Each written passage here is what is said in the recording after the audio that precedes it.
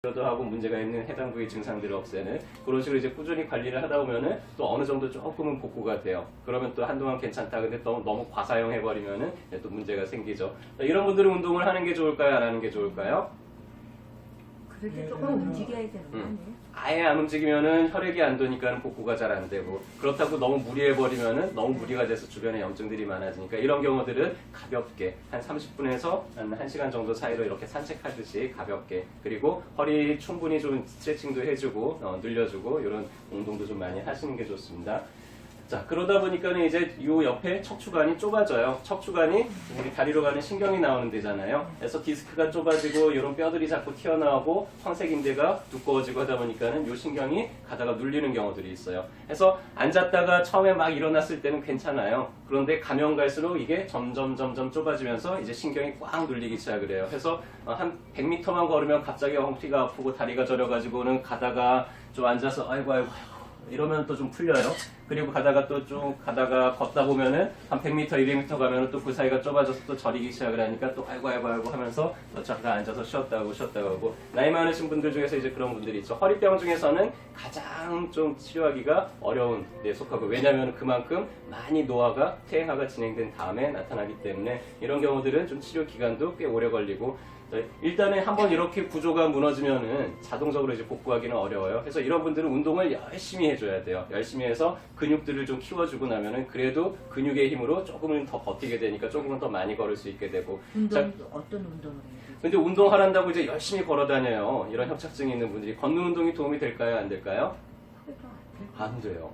이 수학 성적이 떨어졌는데 자꾸 영어 공부만 하면서 수학 성적이 왜 안 올라가지? 이러시는 거랑 똑같아요. 거기에 해당되는 효과적인 운동을 해야 돼요. 그래서 협착증이 있는 분들은 누워서 운동을 하는 게 가장 좋습니다. 누워 있으면 허리 사이가 좀 늘어나요. 서 있으면 허리 사이가 좁아지죠. 좁아진 상태에서 운동하는 거는 효과가 없어요. 그러니까 우리 거꾸로 매달리는 거, 그런 거를 하게 되면 허리가 좀 늘어나죠. 아니면 철봉 같은 데 좀 매달려 있거나 그럼 늘어나죠. 요새 이렇게 거꾸로 매달리는 것들 많잖아요. 아니면 그냥 누워서 한 30분 정도 있으면 허리 사이가 좀 벌어집니다. 그 상태에서 이제 윗몸 일으키기 같은 것도 해주고, 엎드려가지고는 뒤로 허리를 젖혀주는 운동도 해주고 하면서 허리 주변에 있는 근육을 키우는 운동을 하셔야 돼요.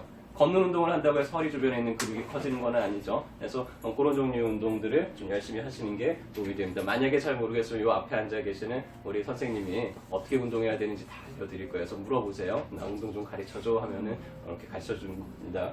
그래서 또 허리병 중에서는 척추 전방 전이증이라고 하는 게 있는데, 이게 선천적으로 여기가 구조물이 이제 골절이 돼서 안 붙어서 이제 이런 분들도 있고, 후천적으로 사고에 의해서 이 뒤에 있는 페디클이 골절이 되면서 이렇게 허리가 밀려나는 경우도 있어요. 그래서 사진을 찍어보면은 뼈가 좀 어긋났네요. 이렇게 얘기를 하는데, 이런 분들은 어떻게 해야 될까요?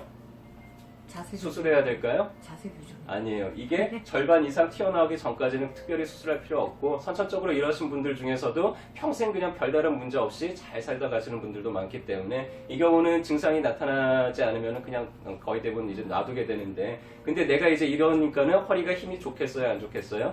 힘이 안 좋아요. 그래서 자꾸 허리 숙여서 뭐 하는 운동들을 하다 보면 이게 점점 상태가 이제 악화되기가 쉬우니까, 이런 분들은 적극적으로 운동을 해서 기립근들을 좀 키워놔서 이게 많이 어긋나지 않도록 평소에 좀 관리를 잘 해두시는 게 좋습니다. 이렇게 튀어나온 것도 교정을 하게 되면은 다시 원인 치료 또 정상 복구를 하거나 그렇게 할 수도 있어요. 그래서 너무 많이 어긋나 있는 경우에는 이제 우리가 교정 치료를 통해 가지고 잠깐 위치를 정복을 해주면은 그 다음에 이제 운동을 열심히 하면은 증상들이 좀 사라질 수 있겠죠. 그런 식으로 치료를 할 수 있습니다. 우와! 그림 한 장에 지금 설명해 드린 게 다 나왔어요. 대단한 그림을 제가 찾아냈는데요. 정상적인 디스크가 이제 퇴행화되면서 막이 손상이 되죠. 이제 추간판이 팽민이 되면서 점점 이제 안에 있는 수액이 탈출이 돼요. 이게 이제 디스크죠. 그러다 보니까 이제 사이가 좁아지기 시작을 하고 퇴행화되기 시작하면서 이제 막히는 협착증이 와요.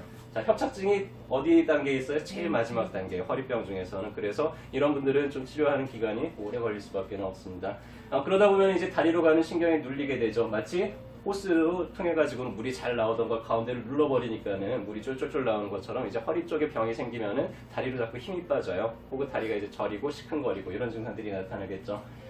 자, 이제 여기까지가 이제 척추에서 나타날 수 있는 증상들이었고요. 또 조금 흔한 것이 하나 있는데, 이거는 이제 마이너 아파에서 나오는 얘기인데, TLJ 증후군이라고 하는 게 있어요. 우리가 서 있을 때는 아래쪽 허리에 힘이 제일 많이 가는데, 앉아 있을 때는 윗허리에 힘이 제일 많이 가요. 그리고 여기가 좀 꼬부장해지면서 흉노추 연접부 이 근처가 긴장이 되면서 거기서 나가는 신경이 한 가지는 이제 뒤로 가고 한 가지는 앞으로 가고 하나는 옆으로 가고 해서 이분들이 좀 오래 앉아 있다 보면은 꼭 이런 식으로 이제 아프다라고 가만히 있어도 움직임과는 관계없이 계속 이렇게 아프다라고 표현하시는 분들이 있어요. 그래서 이런 경우는 이제 앉아 있는 자세를 좀 교정을 해주고 똑바로 앉아 있고 그리고 그 근처를 좀 침으로 풀어주거나 아니면 해당되는 신경을 약침으로 좀 적셔주거나 그러면은 또 이런 통증들은 쉽게 가라앉힐 수가 있죠. 자, 여기까지 이제 다 정리를 해드렸고요. 이제 허리 아프면 이제 어디 가시면 되겠어요? 들어보니까 한의원 가시면 되겠죠. 그렇죠? 그 중에서 어느 한의원 가시겠어요? 어깨동무 한의원 오시면 되죠. 주변에 이렇게 허리 아파서 고생하시는 분을 발견했다. 그럼 이제 어떻게 하시면 돼요? 손잡고 와요. 같이 어깨동무하고 오세요. 이렇게 우리 부상병을 부축하고 오듯이 그분 어깨동무 딱 하고 모시고 오면은 저희가 왜 아픈지 자세히 설명해드리고 어떻게 관리를 해야 되는지도 설명을 해드리고 또 잘 치료해드리도록 하겠습니다. 오늘도 진료 잘 받으시고요. 건강한 하루 되시길 바라겠습니다.